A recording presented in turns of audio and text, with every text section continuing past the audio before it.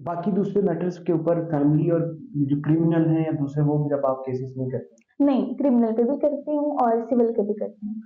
तो मेरा मोस्टली जो है ये फैमिली एंड सिविल ज़्यादा है, क्रिमिनल कम है। लॉयर तो लॉयर होता है, वो सारे मैटर्स को कर सकता है।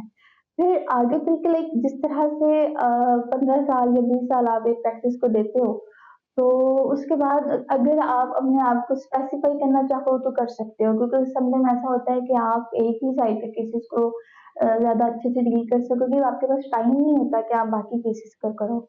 तो फिर आपके पास जूनियर्स आते हैं, जूनियर्स को सिखाते हुए भी आप फिर सारे केसेस को कर रहे होते हो, उनको उससे भी आपकी उनको लर्निंग होगी। हाँ, उसकी उससे भी आपकी लर्निंग हो रही होती है। तो बेसिकली जो लॉयरशिप है इट्स बेसिकली लर्निंग कि आप लर्न करते हो थ्रू आउट द लाइफ आपके पास। केसेस नए-नए ज़ाहिर-सी बात है आते हैं तो हर हाँ, हर केस में हर आपकी केस नई हाँ, लर्निंग होती है। हर केस में आपकी नई